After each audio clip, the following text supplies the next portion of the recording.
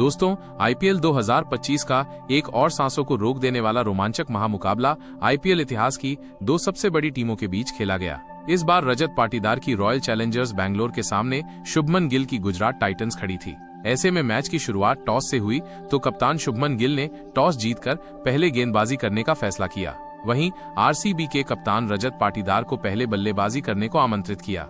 अब पारी की शुरुआत करने आरसीबी के दोनों सलामी बल्लेबाज विराट कोहली और फिल सॉल्ट मैदान पर उतरे। दोनों बल्लेबाजों के ऊपर अपनी टीम को विस्फोटक शुरुआत दिलाने की बहुत बड़ी जिम्मेदारी थी, लेकिन पहले ओवर में ऐसा दोनों बल्लेबाजों की तरफ से देखने को नहीं मिला। दूसरे ओवर में ही 8 रन पर आरसीबी के सबसे बड़े बल्लेबाज विराट कोहली का विकेट गिर गया और आरसीबी की शुरुआत बहुत ही खराब रही।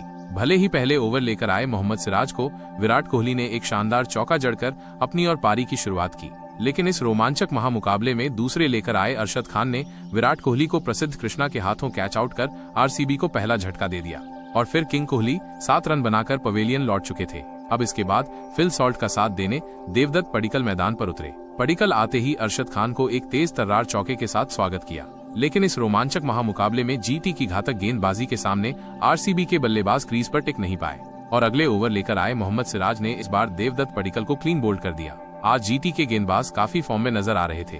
वहीं सिर्फ 13 रन पर ही आरसीबी के दो बड़े बल्लेबाज पवेलियन लौट चुके थे और आरसीबी टीम पूरी दबाव में थी। एक बड़ी साझेदारी की जरूरत थी। पडिक्कल के आउट होने के बाद अब इस लड़खड़ाती पारी को संभालने के लिए कप्तान रजत पाटीदार मैदान पर उतरे। वहीं दूसरे छोर पर फॉर्म में चल रहे बल्लेबाज फिल सॉल्ट अभी भी खड़े थे और अपना शॉट खेलना शुरू कर दिया था। अगले ओवर लेकर आए विकेट लेने वाले गेंदबाज अरशद खान को रजत पाटीदार और फिल सॉल्ट ने एक एक चौका जड़ा, लेकिन एक बार फिर अगले ओवर लेकर आए मोहम्मद सिराज को इस बार फिल सॉल्ट ने छक्के से स्वागत किया था। वहीं मोहम्मद सिराज ने वापसी कर फॉर्म में चल रहे फिल सॉल्ट को अपनी घातक गेंदबाजी से क्लीन बोल्ड कर दिया था। फिल सॉल्ट पर कप्तान को बड़ी पारी की उम्मीद थी, लेकिन फिल सॉल्ट टीम को बीच मझधार में छोड़ दिया था। फिल सॉल्ट 13 गेंदों में 14 रन बनाकर आउट हो गए थे। फिल सॉल्ट के आउट होने के बाद आरसीबी के टॉप के 4 बल्लेबाज पवेलियन लौट चुके थे और आरसीबी टीम और ज्यादा दबाव में आ गई थी। वहीं जीटी के गेंदबाजों के सामने आरसीबी के सभी बल्लेबाज संघर्ष करते नजर आए। अब सारी जिम्मेदारी कप्तान पाटीदार के ऊपर थी, लेकिन दोस्तों पाटीदार ने अब हाथ खोलना शुरू कर दिया था और गेंदबाजी करने आए ईशांत शर्मा को एक शानदार चौका जड़ दिया था। लेकिन फिर से जीटी की वही घातक गेंदबाजी देखने को मिली और ईशांत शर्मा पाटीदार को भी बाहर का रास्ता दिखा दिया।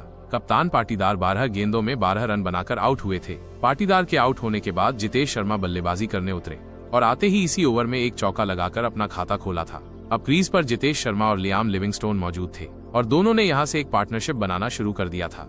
आपको बता दें कि 9वें ओवर में गेंदबाजी करने आए ईशांत शर्मा को एक छक्का और 2 गजब के चौके जितेश शर्मा ने लगा दिए थे। अब दोनों बल्लेबाज सेट हो चुके थे और आक्रामक बल्लेबाजी करना शुरू कर दिए थे। जितेश शर्मा जो आज काफी फॉर्म में नजर आए थे, 12वें ओवर में राशिद को भी लियाम लिविंगस्टोन ने एक गगनचुंबी छक्का तो जितेश शर्मा ने एक शानदार चौका जड़कर अब जीटी के गेंदबाजों पर दबाव बनाना शुरू कर दिया था और देखते ही देखते दोनों के बीच 50 रनों की साझेदारी भी हो चुकी थी। टीम को 95 रनों के स्कोर तक पहुंचा दिया था, लेकिन इस साझेदारी को तोड़ने के लिए कप्तान गिल ने इस बार सबसे अनुभवी गेंदबाज साई किशोर को बुलाया। साई किशोर ने अपनी घूमती हुई गेंद से जितेश शर्मा को तेवतिया के हाथों फंसा दिया। जितेश शर्मा जो आरसीबी की उम्मीदों को जिंदा कर रहे थे, लेकिन अपनी पारी को यहीं समेट लिया। अब इसके बाद बल्लेबाजी करने टीम कृणाल पंड्या मैदान पर उतरे। वहीं दूसरे छोर पर लिविंगस्टोन मौजूद थे। एक बार फिर से 15वां ओवर लेकर आए साई किशोर ने कृणाल पंड्या को आउट कर दिया था।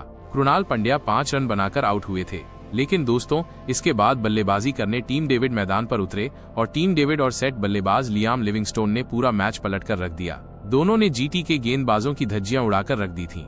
बता दें कि 16वें ओवर में दोनों ने एक शानदार चौका और एक छक्का जड़कर जीटी के गेंदबाजों पर दबाव बनाना शुरू कर दिया था।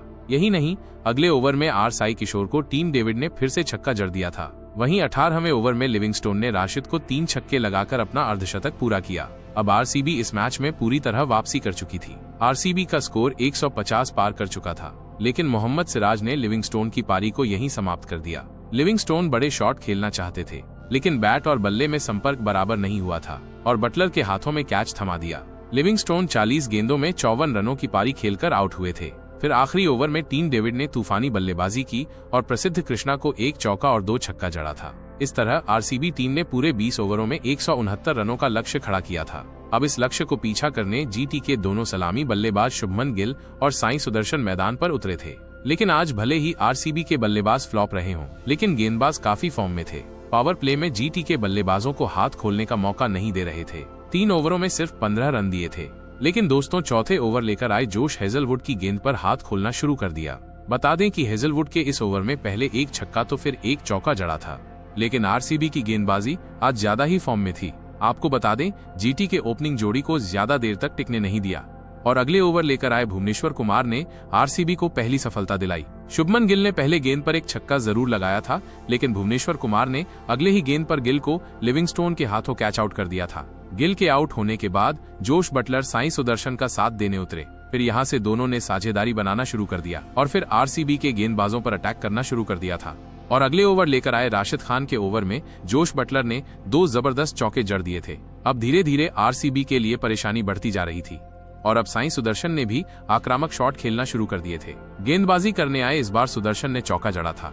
अब दोनों छोर से शॉट खेलना शुरू कर दिए थे और आरसीबी के गेंदबाजों पर दबाव डालना शुरू कर दिया था। सेट बल्लेबाज जोश बटलर ने एक बार फिर से टारगेट किया और एक चौका और 2 छक्का जड़कर पूरी तरह से आरसीबी के गेंदबाजों के साथ साथ कप्तान को भी प्रेशर में डाल दिया था। फिर दोस्तों देखते ही देखते जोश बटलर और साई सुदर्शन के बीच 75 रनों की साझेदारी भी पूरी हो गई थी। अब जीटी इस मुकाबले में पूरी तरह कब्जा जमा चुके थे।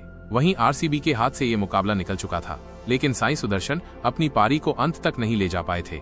जोश हेजलवुड ने अपनी घातक गेंदबाजी से साई सुदर्शन को जितेश शर्मा के हाथों कैच आउट कर दिया था। अब यहां से जीटी को जीत के लिए 62 रनों की जरूरत थी और क्रीज पर बटलर और रदरफोर्ड मौजूद थे। वहीं अगले ओवर में कृणाल पंड्या की गेंद पर 1 रन लेकर बटलर ने अपना अर्धशतक पूरा किया था। जोश बटलर जो आज काफी फॉर्म में नजर आ रहे थे और रदरफोर्ड के साथ ताबड़तोड़ बल्लेबाजी करते हुए आरसीबी के गेंदबाजों की धज्जियां उड़ाते हुए 18वें ओवर में 3 छक्के लगाकर मैच को फिनिश कर दिया था। तो दोस्तों आज जोश बटलर ने 73 रनों की